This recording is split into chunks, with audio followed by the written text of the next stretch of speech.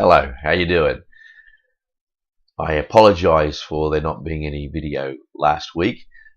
I could not for the life of me get the webcam to work, and this week I've spent a little bit of time fiddling around with the different settings and different buttons, and finally got it to work. So hopefully we won't have any more problems. One of the most special moments in my life, it takes place in a movie theater some 28 years ago. I'm sitting there watching a movie that really is not important at all, because what was important about that moment is I was sitting next to Emmy for the very first time in terms of going out together. We went in a group. It was the first time that we had been out together, and we were sitting side by side. And as we sat there, it was very, very certain to me that our arms were near to each other, but they weren't touching.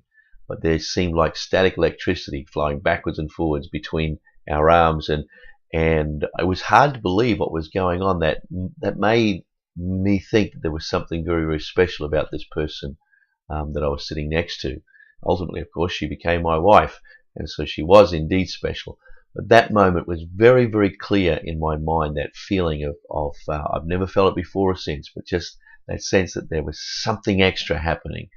A few weeks later, we were out walking together, hand in hand, down the streets in the evening, and we stopped under a street light, and there I kissed her the very first time. And that is probably one of the most outstanding moments in my memory. But in order for that to happen, we had to experience something that was key to the relationship, and that is we had to become vulnerable to each other. We had to open our spirits up and become available to each other. Love does not happen without vulnerability. You may remember that after Jesus was resurrected, he met the disciples on the Sea of Galilee, and he took Peter aside, and he said to Peter, "Do you love me?" He said it 3 times. There's some that have wondered if he did that in order to balance out the 3 times that Peter had betrayed him. That may or may not be the case, but the fact was, it's absolutely clear that Jesus needed Peter to be open and honest about how he felt in his relationship to Christ, and it became an essential part of their relationship, and it is an absolutely crucial part of any faith relationship with God.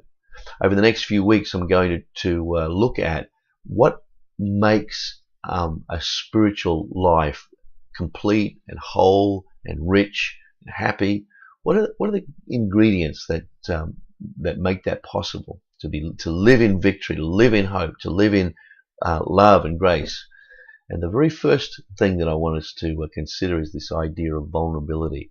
Having open spirits, being honest about ourselves, being honest about our experiences, being available to God, and being true to ourselves, allowing God the opportunity to work with our spirits as we become honest with Him about who we really are.